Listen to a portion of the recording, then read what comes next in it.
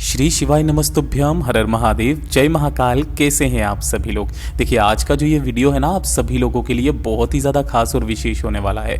कल ही एक वीडियो के कमेंट में एक बहन ने पूछा था कि भैया वो ब्रह्म कमल वाला उपाय जो पूज्य गुरुजी ने बताया था वो किस दिन करना है और किसके लिए करना होता है वो ज़रूर बताइएगा। तो देखिए पूज्य गुरुजी ने जब इस वाले उपाय को अपनी कथा में बताया था तो इसके लिए कहा था कि जो भी शुक्रवार का दिन पड़े, अब वो चाहे किसी भी मास का हो, चाहे सावन का हो, कार्तिक का हो या फिर आपका मार्गशीर्ष का हो, कोई से भी मास का शुक्रवार का जो दिन आ जाए उस दिन आपको बेल पत्र के ब्रह्म कमल वाला उपाय करना होता है। पूज्य गुरुजी ने कहा कि जब आपकी कोई मनोकामना पूरी नहीं हो रही होती है, आपकी इच्छा कोई अधूरी है या फिर आप उपाय कर करके थक चुके हो लेकिन आपके उन उपायों का फल आपको नहीं मिल रहा है, बहुत बार बहुत कोशिश कर ली नहीं हो रहा है, तो शुक्रवार के दिन ये ब्रह्म कमल वाला उपाय करना मत भूलिएगा। पूज्य गुरुजी ने इसका भी क्रम बताया कि केवल शुक्रवार के दिन, क्योंकि जितनी भी विद्याएं होती है वो सारी की सारी अघोर विद्या, तंत्र विद्या, ये शुक्रवार के जो दिन होता है वो महादेव की आराधना करती है, उनकी वंदना करती है और इसी दिन आपको ये उपाय करना होता है। पूज्य गुरुजी की कथा से सुन करके और समझ करके पूरे उपाय को बड़े ही आसान भाषा में बताऊंगा, परंतु उससे पहले आप सबसे एक छोटी सी प्रार्थना, जो लोग पहली बार आए हैं चैनल को सब्सक्राइब जरूर कीजिएगा और वीडियो को लाइक करके देवादिदेव महादेव का कोई सा भी प्यारा नाम कमेंट बॉक्स में लिखना मत भूलिएगा। इस पूरे वीडियो में हम 3 महा उपायों के बारे में बात करेंगे जो कि आपकी अलग अलग कामना पूर्ति के लिए सिद्ध होंगे। ध्यान से सुनिएगा।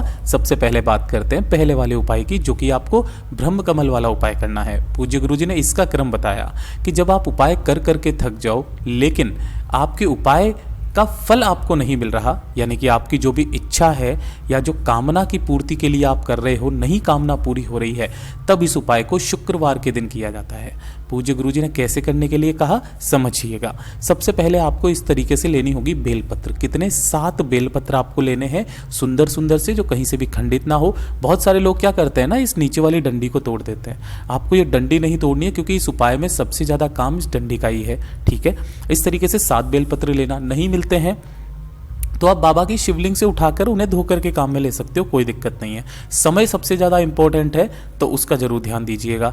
इसके साथ ही आपको लेना होगा थोड़ा सा पीला चंदन और थोड़ा सा ही लेना होगा लाल चंदन। इस क्रम में दोनों का है। अगर आपके पास में नहीं है, मंदिर में जो चंदन रखा हुआ है, जब आप उस मंदिर के चंदन को लेते हो, गुरुदेव ने यहाँ तक कहा कि उसका 1 रुपया, 2 रुपया, 5 रुपया दान पट्टिका में जरूर डाल करके आया कीजिए, उसका मूल्य जरूर चुका करके आना।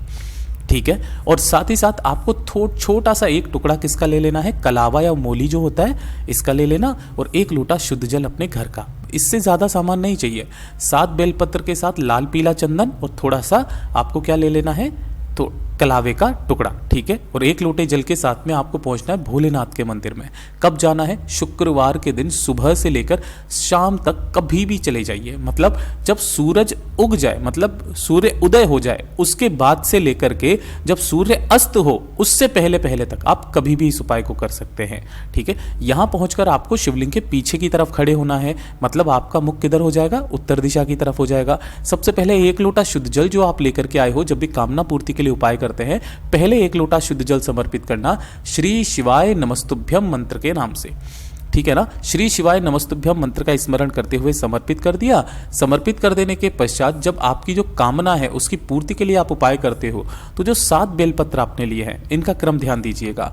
जो ये बीच वाली पत्ती होती है ना प्रत्येक बेलपत्र की, इस पर आपको लाल चंदन लगाना है, पूरे पर चिकने हिस्से की तरफ अच्छे से। इस पर तो क्या करोगे, लाल चंदन लगाओगे, और जो नीचे वाली 2 पत्तियां हैं, इन नीचे वाली दोनों पत्तियों पर एक एक पीले चंदन की बिंदी आपको यहां पर लगानी है। अंग का संबोधन यहां पर लगाना है। क्रम क्या है, जब आप यहां पर लगाते हो तब आपको शिव और शक्ति का स्मरण करना है। किनका? शिव और शक्ति का स्मरण करना है। जब आप इस वाली पत्ती पर लगाते हो तो मां जगदम्बा का स्मरण करना है, और जब आप 3rd नंबर की पत्ती पर यहां एक बिंदी लगाते हो, यह भगवान रिद्धि सिद्धि गणेश के नाम की बनानी है। ठीक है, इस तरीके से बनाने के पश्चात सातों के सातों जो बेलपत्र हैं उन्हें आपको क्या करना है, एक दूसरे के ऊपर रख करके और सबको कलावे से, मोली जो आपने लिया है ना, उससे बांध देना है।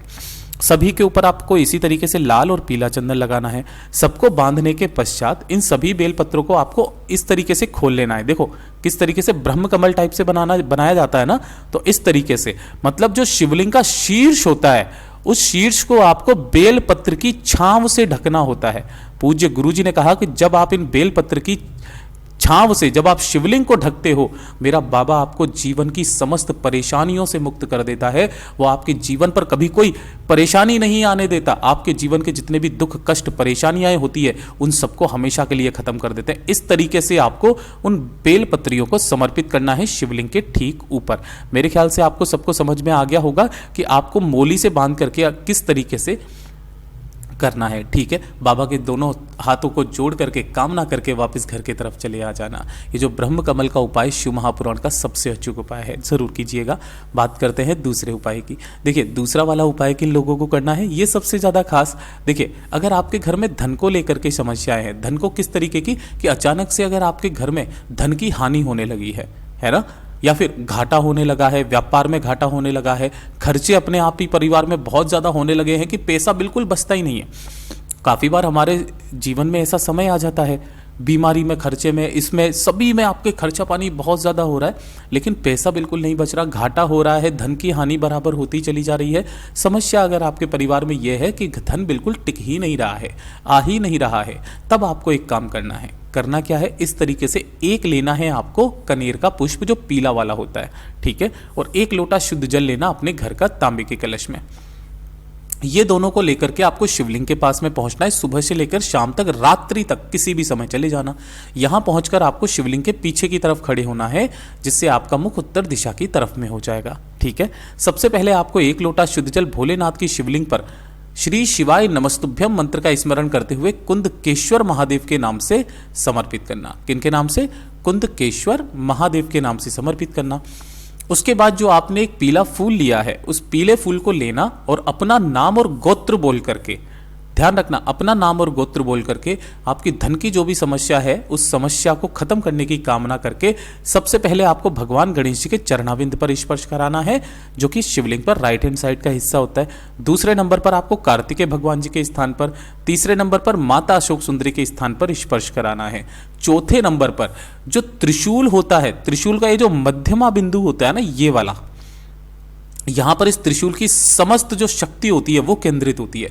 इस जगह पर आपको चौथे नंबर पर स्पर्श कराना है और अंत में आपको उसको उठा करके शिवलिंग के ठीक ऊपर ऐसे समर्पित करना है कि डंडी का भाग आपकी तरफ रहेगा, खिला हुआ भाग आपसे विपरीत दिशा में रहेगा, क्योंकि आप शिवलिंग के पीछे की तरफ में खड़े हुए हो।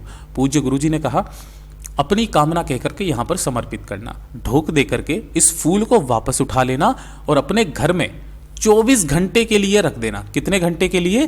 24 घंटे के लिए अपने घर में या मंदिर में कहीं पर भी इसे उठा करके रख देना और 24 घंटे के बाद इसे किसी भी पेड़ के नीचे जो बेल आ जाना। पूज्य गुरुजी ने कहा कि जब शिवलिंग पर चढ़ा हुआ फूल आप अपने घर पर रखते हो तो आपके घर में जितने भी कारण होते हैं जिसकी वजह से आपके घर में धन नहीं आ रहा, घाटा हो रहा है, समस्या पे समस्या आ रही हैं, उस सारी समस्याएं अवशोषित करके ले जाता है, आपके घर की सारी नकारात्मक ऊर्जा ले जाता है।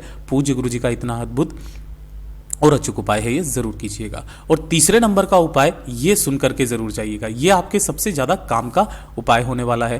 पूज्य गुरुजी ने किस बारे में बताया वो चीज ध्यान से सुनना कि अगर आपके परिवार में कोई भी व्यक्ति है जो बहुत ज्यादा दुर्बल है, दुर्बल का मतलब है शरीर से बहुत ज्यादा कमजोर है, उसके खाया पिया नहीं लगता है, इतना ज्यादा अधिकतर वो बीमार रहता है ना, उसकी तबीयत कभी भी सही नहीं रहती है, तब उस व्यक्ति के लिए, उस व्यक्ति के निमित्त आपको ये उपाय करना है। क्या करना है? थोड़ा सा लेना होगा आपको, एक मुट्ठी के बराबर हरा मूंग, ये वाला जो हरा मूंग आप देख पा रहे हो, इस तरीके का हरा मूंग लेना, आखा। अब इसको क्या करना है? पानी के अंदर, जल के अंदर 2 से 3 घंटे के लिए इसे गला देना है ना, मतलब इसे फुला लेना है थोड़ा सा, एकदम कच्चे नहीं लेना। और फुलाने के पश्चात उसका पानी निकाल करके किसी भी एक कटोरी के अंदर इस हरे मूंग को ले लेना। इसी के साथ में आपको चाहिए होगा मात्र 1 गुड़ का टुकड़ा, ठीक है। इस गुड़ के टुकड़े को भी आपको इसी वाली कटोरी के ऊपर ही रख लेना है और इसे लेकर के साथ ही साथ 1 लोटा शुद्ध जल अपने घर का लेकर के दोनों को लेकर पहुंचना भोलेनाथ के मंदिर में शिवलिंग के पास। यहां पर हमेशा की तरह बताऊंगा, शिवलिंग के पीछे की तरफ खड़े होना जिससे आपका मुख उत्तर दिशा की तरफ में हो जाए। सबसे पहले आपने जो इस कटोरी को लिया है जिसके ऊपर आपने हरा मूंग और गुड़ रखा हुआ है, इसे शिवलिंग से स्पर्श करा करके, ध्यान रखना इसे क्या करना है, शिवलिंग से पहले स्पर्श करा देना नंदीश्वर महादेव का नाम लेकर के, और शिवलिंग के चारों तरफ जो चौखट होती है वहां चौखट पर आपको इसको रख देना है। रख देने के पश्चात 1 लोटा शुद्ध जल लेना और जो भी आपके घर का बीमार व्यक्ति है उसका नाम और गोत्र बोल करके संपूर्ण जल शिवलिंग पर समर्पित करना। श्री शिवाय नमस्तुभ्यम मंत्र का स्मरण करते हुए नंदीश्वर महादेव के नाम से, किनके नाम से करोगे? नंदीश्वर महादेव के नाम से करना। जब ये पूरा जल समर्पित हो जाए, अपनी कामना कहकर जब आप आएंगे, तब ये जो कटोरी है इस कटोरी को उठाना और जो नंदी बाबा का उठा पैर है, किनका? नंदी भगवान का उठा पैर, उस उठे पैर से स्पर्श करा करके घर लेकर के आ जाना। घर पे लाने के पश्चात ये गुड़ और ये हरा मूंग उस बीमार व्यक्ति को खिला देना। किसी कारणवश अगर वो बीमार व्यक्ति नहीं खा पाता है तो उसका नाम और गोत्र बोल करके किसी भी गौ माता को आप खिला देना, जो भी आपके घर के बाहर में आ जाए, गेट पर आ जाए। देखिएगा 24 घंटे के अंदर अंदर कितना असर दिखाई देता है। ये शिव तत्व है। पूज्य गुरु जी का बहुत अद्भुत और अचूक उपाय है, जरूर कीजिएगा। वीडियो पसंद आए तो लाइक जरूर करना, चैनल को सब्सक्राइब जरूर कीजिएगा। मैं आपसे मिलता हूँ अगले वीडियो में, तब तक के लिए ओम नमः शिवाय, हर हर महादेव, जय महाकाल।